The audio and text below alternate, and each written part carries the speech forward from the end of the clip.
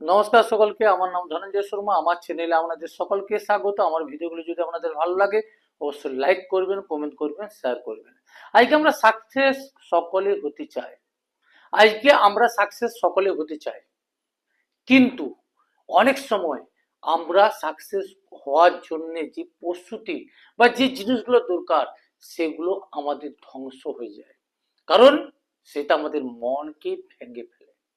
পৃথিবীতে এক বছরে সবচেয়ে বেশি মানুষ মারা যায় ক্যান্সার রোগে, কিন্তু তার থেকেও ভয়াবহ বা মারাত্মক বিমারি হচ্ছে যা মানুষকে তার মন থেকে মেরে ফেলে, অর্থাৎ ধ্বংস করে দেয়।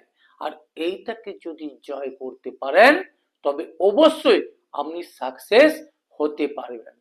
পৃথিবীর সবচেয়ে বেশি সম্পদ আছে কবরস্থানের ঠিক 3 ফুট নিচে। অর্জুনও যুদ্ধভূমি ত্যাগ করতে চেয়েছিল। এই যে পৃথিবীতে সবচেয়ে বিরল একটা রোগ, আমরা যদি বলি পৃথিবীর একটা মারাত্মক রোগ কি, ক্যান্সার। এই ক্যান্সার রোগ কত মানুষের মৃত্যু ঘটায়, কিন্তু তার থেকে মারাত্মক রোগ হচ্ছে এই রোগটা, যা আপনাকে বা কোটি কোটি মানুষকে মনের দিক থেকে ধ্বংস করে দেয় বা মৃত্যু করে দেয়। আর এইটাকে যদি জয় করতে পারে তবেই সে সাকসেস হতে পারবে। আমরা সর্বদাই এই জিনিসটাকে অনুসরণ করি বা এই জিনিসটা আমাদের কাজে সবচেয়ে বেশি বাধা। আর একে জয় করতে হবে। আর একে জয় করতে গেলে আপনাকে কয়েকটা টিপস মেনে চলতে হবে। কারণ একটা জিনিস বুঝেন, অর্জুনের মতো মহান ব্যক্তিও যুদ্ধ ত্যাগ করতে চেয়েছিল। আপনি যদি পৃথিবীর সবচেয়ে বেশি সম্পদ দেখতে চান তাহলে কবরস্থানের ঠিক 3 ফুট নিচে যান, দেখতে পাবেন কত জিনিয়াস এইটা মেনেই কিন্তু ওইখানে গেছে।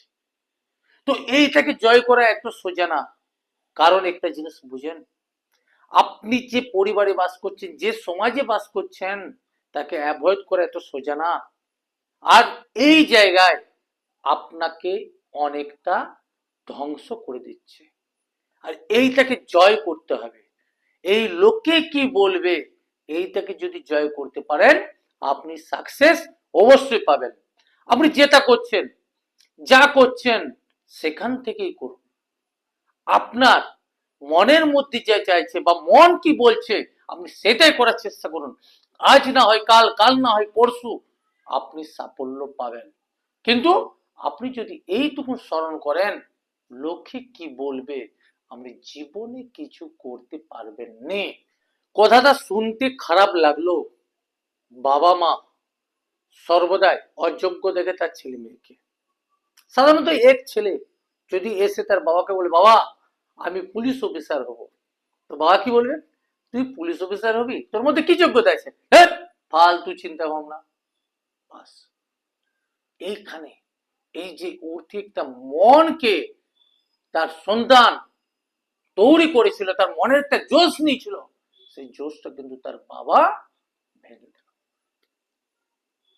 একটা ভালো পরিবার, ভালো পরিবার, সম্ভাব্য আভিজাত্য পরিবার হতে পারে, তো সেখানে তার ছেলেদের কি চিন্তা ভাবনা করে, কেউ আইপিএস হোক, কেউ বড় বড় কোনো চাকরি করুক, কিন্তু কখনো তার সন্তানের মনকে দেখে না। প্রতিটি বাচ্চাই কিন্তু জিনিয়াস হিসাবে জন্মগ্রহণ করে যদি তাকে সেভাবে, যেমন কম্পিউটারে সফটওয়্যার ইউজ করা হয়, আমরা যদি সেই সফটওয়্যারটা ইউজ করতে পারি তবেই সে কিন্তু জিনিয়াস হবে। আর আমরা কি করি, এই জিনিসটাকে স্মরণ করি, আমরা এখনো ভাবি না। সাধারণত একটা জিনিস ভাবুন, কারো পিতা মাতা দুজনে যদি ডাক্তার হয় তো সেই পিতা মাতা কি চায়, তার সন্তানও ডাক্তার হোক। কারণ তার সন্তান যদি ডাক্তার না হতে পারে তাহলে লোকে কি বলবে। কিন্তু এইটা ভাবে না তার সন্তান কি প্রকৃতপক্ষে ওইটা পছন্দ করে না করে না।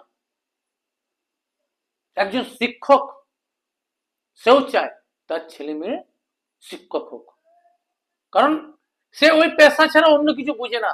তারও একটা ভাবা দরকার তার ছেলে মেয়ে ঠিক কোন পেশার জন্য কতটা প্রস্তুত আছে, আমি যদি আপনার উপর চাপিয়ে দিই, হবে? আপনার মন যে চাইবে, আপনি যদি সেটা সঠিক পান, অটোমেটিক আপনি এগিয়ে যাবেন। কিন্তু যদি সেটা না পান, অন্য কেউ জোর করে চাপিয়ে দিলে এটা হয় না। আর এইটা বেশিরভাগ কাজ করে এই লোকে কি বলবে। কোন ডাক্তারের ছেলে যদি ডাক্তারকে যে বলে, বাবা আমি চুল কাটবো বা চুল কাটা আমি শিখবো, এটা আমি পেশা করতে চাই, ওই ডাক্তার ওই পেশায় কি ছেলেকে দিবে? দিবে না।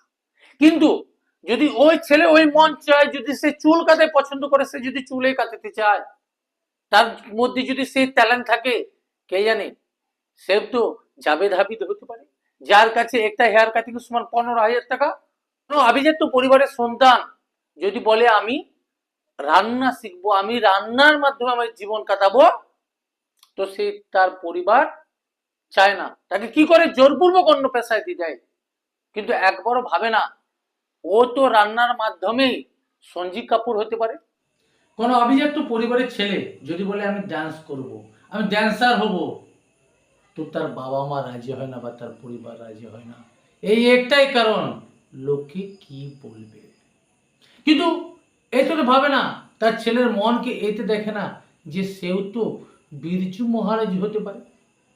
কোনো আভিজাত্য পরিবারই কখনো চায় না তার ছেলে এমন কিছু কাজ করুক যেটার মাধ্যমে তার সম্মানে লাগে, তারা এইটাই মনে করে।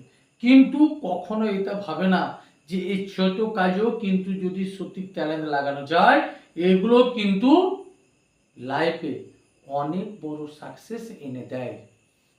আজকে যদি আমরা বলি বেশিরভাগ বাবা মা কি চায়, কোনো প্রতিষ্ঠানের ভালো সার্টিফিকেট, তার ছেলে মেয়ে কোথাও ভালো একটা কলেজে পড়েছে বা কোথাও স্কুলে পড়ছে, কিংবা যদি জোর কিছু ভাবে তাহলে কোনো ভালো সরকারি চাকরি করুক, ভালো একটা নাম দাম আছে এরকম কোনো সরকারি চাকরি করুক। কিন্তু কখনো এইটা ভাবেনি যে আমার সন্তান তার নিজের নামের মধ্যে পরিচিত হোক, কিংবা তার ট্যালেন্টকে সেইভাবে জাগিয়ে তুলুক। আজকে যদি আমি বলি মহেন্দ্র সিং ধোনি, রিঙ্কু সিং, পিভি সিন্ধু, এরা দেখুন না এরা কেমন পরিবার থেকে উঠে আসছে।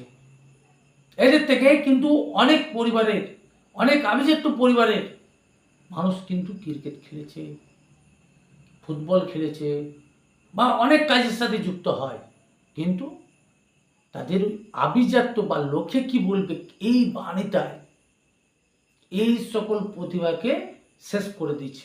তাই একটা জিনিস সর্বদাই আমাদের মনে রাখা দরকার, বা আমার ক্ষেত্রে আমি মনে করি যে সর্বদা আপনার মন যেতে চাইছে তাকেই বেশি প্রাধান্য দেন। কারণ আপনি যেটাই জিনিয়াস আপনি সেটাই প্রকাশ করুন। আমি যদি আপনাকে কোনো কিছু চাপিয়ে দিই সেটা কখনো বাস্তবায়ন হবে না। তাই একটাই সর্বদাই মনে রাখুন, মনের শক্তিকে কাজে লাগান। আপনার মনের মধ্যে যে ট্যালেন্ট আছে সেটাকে আপনি কাজে লাগান। আজ না হোক কাল, কাল না হোক পরশু আপনি সাকসেস হবেন। আশা করি যদি ভিডিওগুলো ভালো লাগে অবশ্যই লাইক করবেন, শেয়ার করবেন, কমেন্ট করবেন, সঙ্গে থাকুন। নমস্কার।